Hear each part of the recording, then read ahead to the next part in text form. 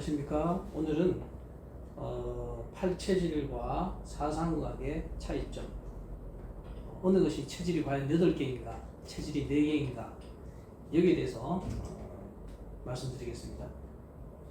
사람들은 팔체질이라고 하면 체질을 4가지를 8가지로 더 세분화했기 때문에 훨씬 더 훌륭한 의학, 훨씬 더 정확한 의학, 훨씬 더 세밀한 의학, 이렇게 여기는 경우가 많습니다.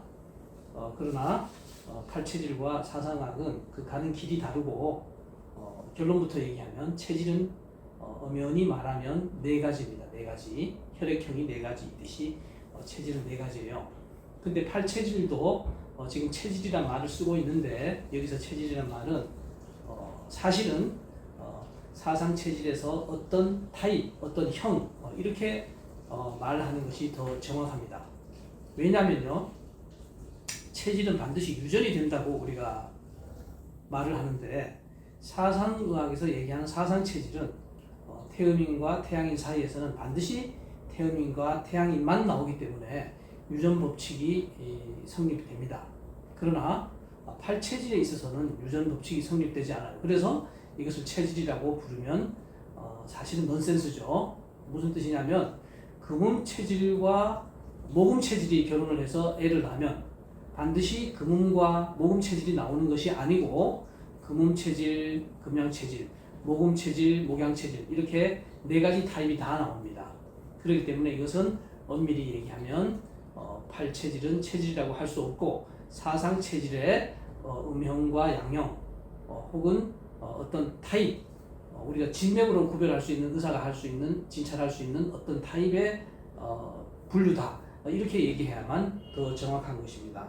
그래서 사상의학에 쓰는 약물을 예를 들면 금음체질과 금양이라 그래서 약물을 나누는 것이 아니에요. 토음, 토양이라 그래서 약물을 나눠 쓰는 게 아니고, 약물과 음식은 그 근원이 같기 때문에 예를 들면 토음, 토양이 음식이 달라지고 수음, 수양이 음식이 달라지고 이런 것은 아닙니다. 그것이 이제 팔체질의학에서는 그걸 다르게, 음식을 다르게 분류했는데요. 그것이 창시자의 착각입니다.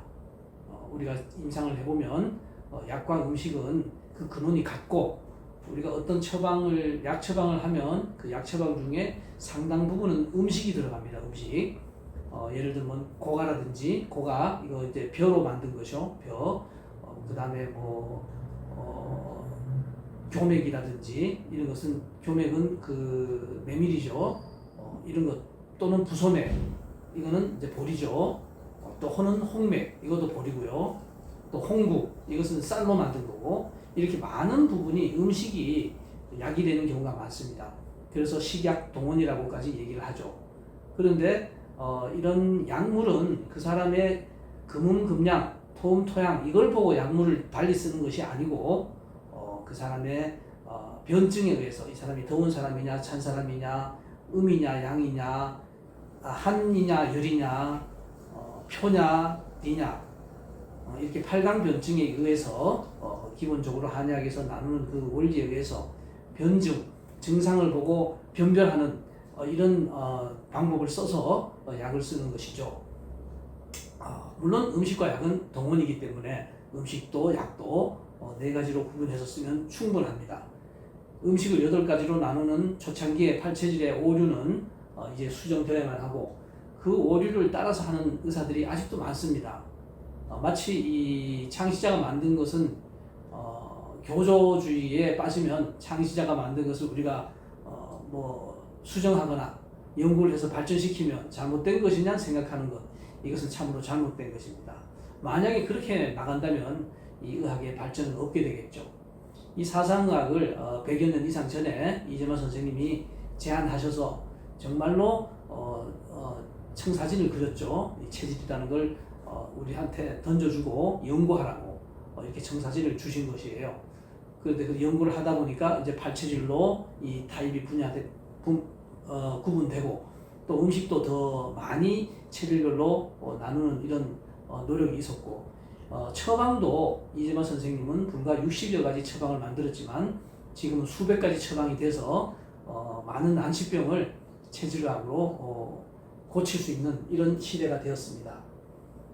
이런 발전도 이재마 선생님의 그 학문을 책을 더 발전시키고 수정 보완해서 일어난 것이지 그것만 진리인 양 거기서 더 손을 대면 안 되고 더 바꾸면 안 되고 더 수정하면 안 된다 이런 생각에 빠지면 의학이 도저히 발전할 수 없는 것입니다. 그래서 사상의학과 팔체질은 이렇게 이제 구분되게 발전됐고 팔체질은 훨씬 더 침에 더 집중해서 발전된 의학입니다. 팔체질에 있어서 약물 연구는 초기에 거의 전무합니다. 최근에 와서 이 약물 연구가 많이 되었죠. 그래서 팔체질이 더 사상보다 우수한가? 뭐 이런 생각을 하면 안 됩니다. 팔체질은 팔체질대로, 사상학은 사상학은 사상학대로.